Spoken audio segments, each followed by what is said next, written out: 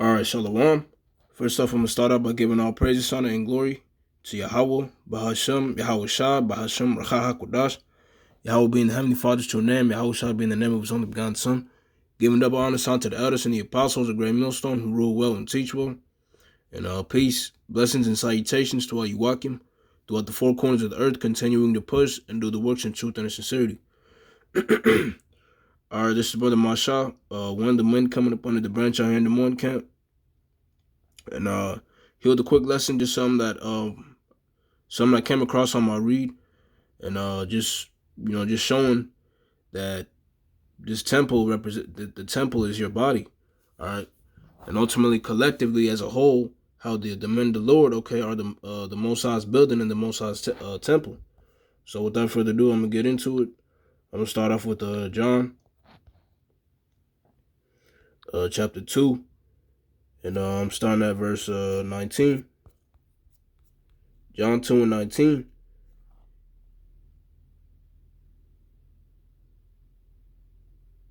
I'll start at 18. John 2 and 18. Then answered the Jews and said unto him, What sign showest thou unto us, seeing that thou doest these things? Yahushua answered and said unto them, Destroy this temple, and in 3 days I will raise it up. Then said the Jews, 46 years was this temple in building, and wilt thou rear it up in 3 days? But he spake of the temple of his body. All right, so that's the point right there. He spake of the temple of his body. All right, so it. Just kind of stuck out to me, and this is this is a staple precept to use to show that the temple, all right, or how your temple is your body, okay, is the temple. All right, so from there going to 1 Corinthians chapter 3 and verse 9. 1 Corinthians 3 and 9. For we are laborers together with the Most High. Ye are the Most High's husbandry. Ye are the Most High's building. All right. And it's talking about the men of the Lord ultimately. All right. Because this, once again, this is the house of the Lord that's being built. All right. Or this is the temple that's being built right now. Because back then it was what? It was a physical temple, right? When the Israelites came, okay, back into the land of Jerusalem and were rebuilding, that was a physical temple. But now in this time, it's a spiritual temple. All right. Well, I'm going to jump down to verse 16.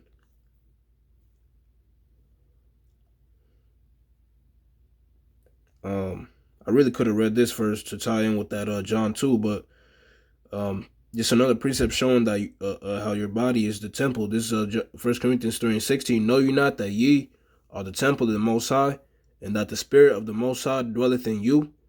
If any man defile the temple of the Most High, him shall the Most High destroy. For the temple of the Most High is holy, which temple ye are. All right, so the temple, okay, is your body.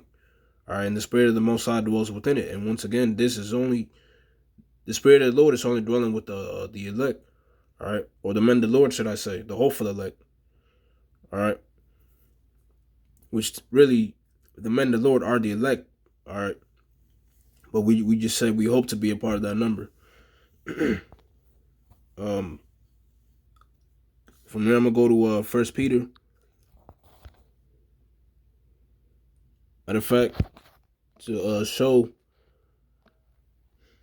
that this, because what did it say? It says the Spirit of the Most High dwelleth in it.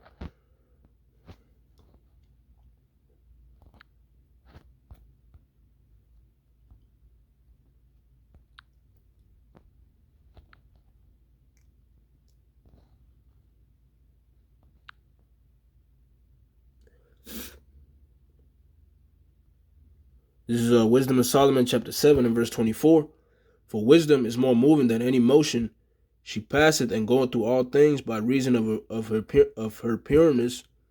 For she is the breath of the power of the Most High, and a pure influence flowing from the glory of the Almighty. Therefore can no defiled thing fall into her. All right, so showing you that this is the breath of the Most High, okay, this wisdom that we have, right? And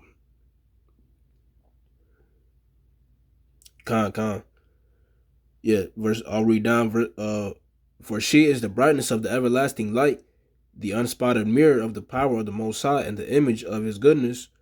And being but one, she can do all things, and remaining in herself, she maketh all things new. This is the point. And in all ages, entering into holy souls, she maketh them friends of the Most High and prophets. All right. So entering, it says what? In all ages, entering into holy souls. Okay. So according to what, according to this 1 Corinthians 3 and 17, or verse 16, that's how the Spirit of the Most High dwells in us. All right. Because this wisdom had to return unto those that had it. All right. So showing you that the men of the Lord, this is they're the ones that are the Most High's temple, not these 2/3. All right. But so going to 1 Peter chapter 2 and verse 5, it says, "Ye also as lively stones are built up a spiritual house, an holy priesthood, to offer up spiritual sacrifices acceptable to the Most High by Yahushua HaMashiach." All right. So this the men of the Lord are those lively stones that are built up a spiritual house. All right. So that's this according to Amos. Let's get that real quick, because this is what the Most High said. Amos chapter 9 and verse 11. "And in that day will I raise up the tabernacle of David that is fallen, and close up the breaches thereof, and I will raise up his ruins, and I will build it as in the days of old." All right. So what? This in the times that we're in right now, okay, is being, the house of David is being built. All right. The spiritual house of David is being built. All right.